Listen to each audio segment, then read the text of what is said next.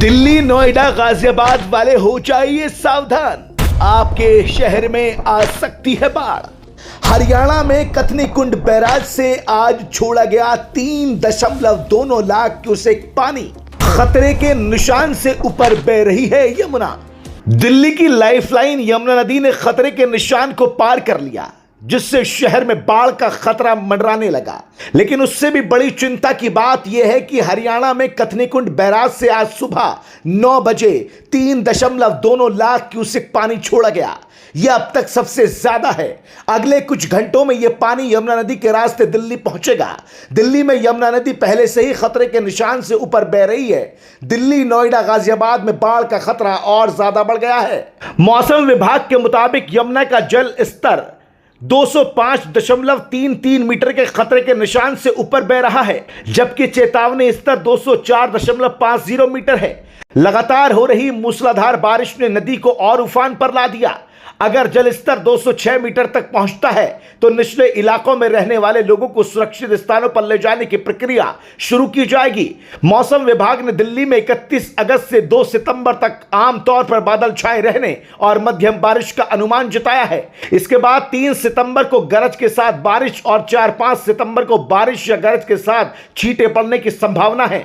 मौसम विभाग के निदेशक ने बताया कि अगस्त 2025 में देश में दशकों के सबसे भारी बारिश दर्ज की गई, जिसका असर सितंबर में भी जारी रह सकता है। यमुना के बढ़ते जलस्तर को देखते हुए दिल्ली प्रशासन ने कमर कस ली है। मयूर विहार में गुरुवार को बाढ़ राहत शिविर स्थापित किए गए। राहत बचाव कार्य करने के लिए दिल्ली ने तो कमर कस ली, लेकिन सबसे बड़ी चिंता की बात यह है कि जो पानी आज हरियाणा में हथनी कुंड बैराज से छोड़ा गया, वो सबसे बड़ी चिंता का सबब बना हुआ है। कुछ ही घंटों में अब यह पानी दिल्ली पहुंच जाएगा, जिसके बाद बाढ़ का खतरा और ज्यादा बढ़ सकता है।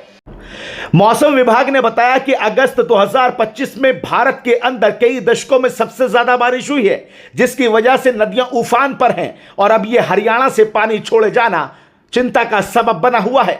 देश की राजधानी दिल्ली में कभी भी बाढ़ आ सकती है, क्योंकि यमुना का जलस्तर खतरे के निशान को पार कर गया है। अगर अब जलस्तर में थोड़ी भी बढ़ोतरी होती है तो पानी दिल्ली के निचले इलाकों में प्रवेश कर जाएगा।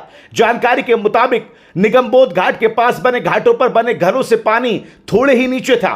घाट की सिर्फ एक सीढ़ी पानी में डूबने से बची हुई है। ऐसे में अगर पानी इस तरह बढ़ता रहा तो घरों तक पानी पहुंचने में ज्यादा वक्त नहीं लगेगा। गुरुवार को दिल्ली के जल मंत्री प्रवेश साहिब सिंह ने इंजीनियरों के साथ आईटीओ बैराज पर यमुना नदी के जलस्तर का मुआयना किया। उन्होंने कहा कि पिछली सरकार की गलती के कारण 2023 में बाढ़ जैसी स्थिति पैदा हो गई थी, लेकिन इस बार ऐसा कुछ भी नहीं होने वाला। प्रवेश साहिब सिंह ने कहा कि सरकार पल पल यमुना के जलस्तर पर नजर बनाए हुए है। जल मंत्री ने यमुना के निचले इलाकों का दौरा भी किया और हालात का जायजा लिया। इस दौरान जल मंत्री ने अधिकारियों के साथ तैयारियों को लेकर विस्तृत चर्चा की। कहा कि हथनी कुंड बैराज से पानी का फ्लो बढ़ने के चलते जलस्तर में बढ़ोतरी होने लगी है।